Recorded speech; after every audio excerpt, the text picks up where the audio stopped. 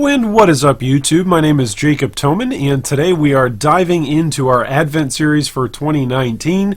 Today we're talking about the birds and the bees, the virgin birth of Jesus, from the text of Matthew chapter 1, verses 18 through 25. And perhaps it's the most dreaded and awkward conversation between parents and children.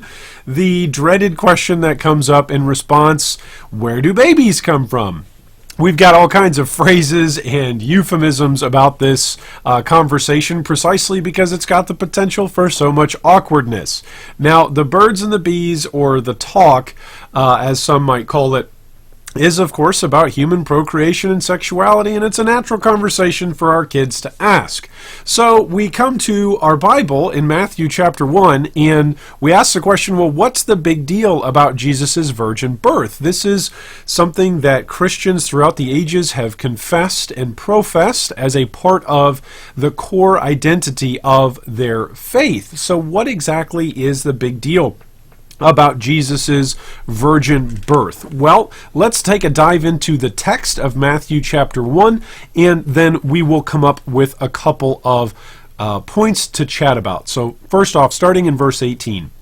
Now the birth of Jesus Christ took place in this way. When his mother Mary had been betrothed to Joseph, before they came together, she was found to be with child from the Holy Spirit. And her husband Joseph, being a just man and unwilling to put her to shame, resolved to divorce her quietly. But as he considered these things, behold, an angel of the Lord appeared to him in a dream, saying, Joseph, son of David, do not fear to take Mary as your wife. For that which is conceived in her is from the Holy Spirit.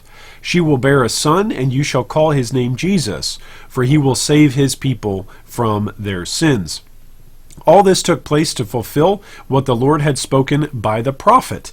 Quote, Behold, the virgin shall conceive and bear a son, and they shall call his name Immanuel, which is to mean God with us. When Joseph woke from sleep, he did as the angel of the Lord commanded him. He took his wife, but knew her not until she had given birth to a son, and he called his name Jesus. So, what's the big deal about Jesus' virgin birth? Well, two big points to take away here. First off, Jesus being born from a virgin meant that Jesus was born without inherent original sin in his life. Now, the reason why I put the added word in here, inherent original sin, is simply because it's the concept of inheriting original sin from a father, from a paternal contributor to a person's biological makeup. Sin is a part of that biological makeup that gets passed down from generation to generation. So Jesus being born without original inherited sin in his life meant that he was perfect, that he was truly blameless from the moment of his conception between Mary and the Holy Spirit. Secondly, it meant that Jesus was born to a living human being, and therefore he also was a living human being.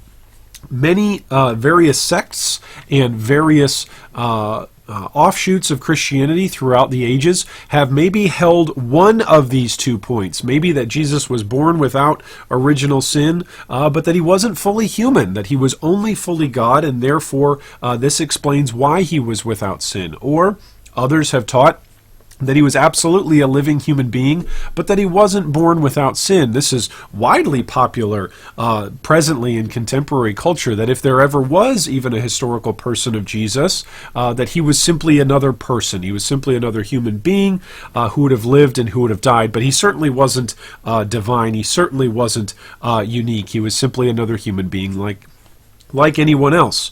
And yet, both of these things come together as our Bibles teach us the truth of who Jesus was, that he was born without sin and that he was also human, that both of these things come together, that Jesus in his birth was uniting of the divine with the human together into one person.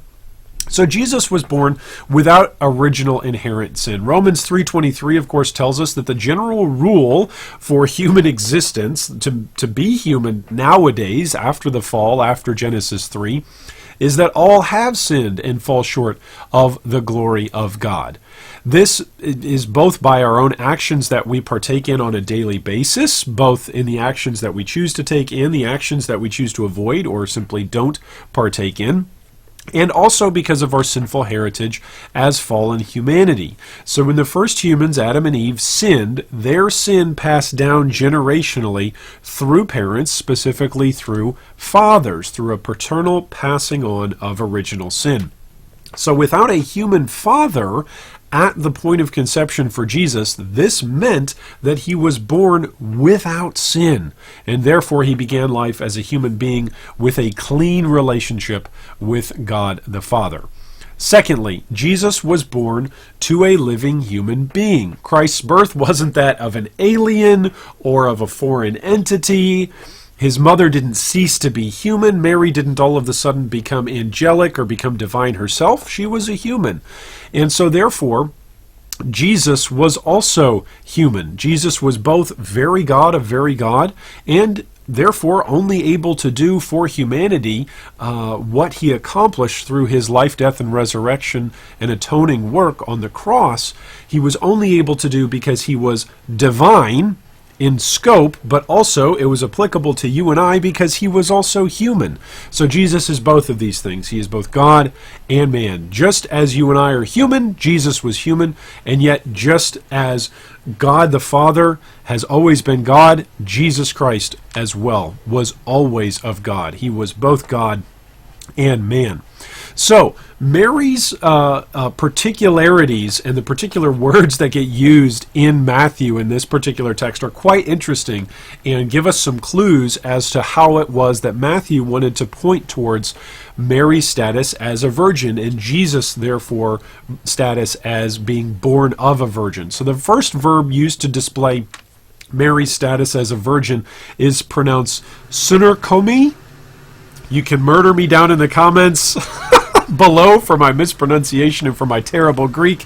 I barely passed any kind of Greek courses that I took in seminary precisely because I had terrible pronunciation and terrible memorization, actually. So I guess all of those things counted against me. But anyway, that's another story. So this word is used in Matthew 1:18 to describe that Mary and Joseph were betrothed but had not yet specifically, quote, come together. In other words, they have not participated in actually bringing the marriage into a secure status through intercourse or through any sort of sexual activity whatsoever. So this specific verb is used to describe conjugal coupling between a man and a woman.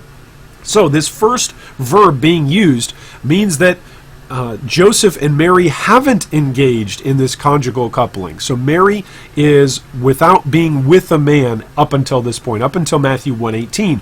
But it's again used, there's another verb that's used, a second verb that is used pronounced parthenos in Greek, and that's used in verse 23 of chapter 1 to describe the status of a young woman of marriageable standing, having not previously engaged in intercourse with a man. So, in other words, these two verbs hang like two wonderful arguments or two sides of an argument. If you wanted to say, well, Mary probably had intercourse with Joseph because maybe they had intercourse before they had officially yet been married. Well, the first verb, sunerkomi, seems to point no, that would not be consistent, at least with the testimony that we have from Matthew 1:18. And then the second verb combats the other side of the coin, or the other side of the argument, that, well, maybe Mary had intercourse with someone else. That maybe Mary wasn't a virgin not because of her activities with Joseph, but because of her activities with someone else. Well, the second verb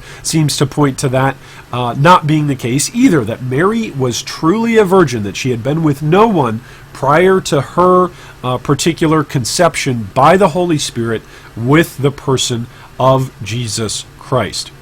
So Christians cannot claim their faith if there's only just a simple, acknowledgement that Jesus is just God If he's not man, then he hasn't done anything for you or I. If he's not human, he hasn't done anything for us humans.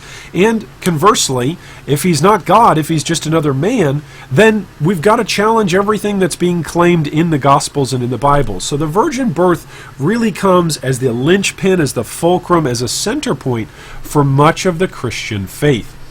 Therefore, Jesus' virgin birth is actually really, really good news for us as Christians. It means that Jesus himself was divine, that he was also human, but that he did not inherit original sin, and therefore he was eligible, capable, and also willing to submit to God the Father, to live a perfect life on your and my behalf, to die the death that you and I deserve, and to rise again as the first fruits of the new creation. That this Jesus, because of his virgin perfect birth, was someone who was able, who was willing, and who was capable, who was eligible to accomplish so much on behalf of his people. And this is really good news. And so this lesson on the virgin birth really confronts us starkly and puts us in a bold moment where you have to choose right from the get-go of the beginning of Matthew's gospel. You either have to choose whether or not you're going to believe that Jesus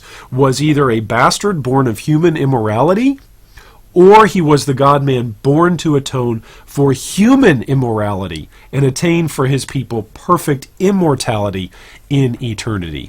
Well, thanks so much for watching today. I hope today is a day where you have learned something new and exciting right here on Toman's Tome.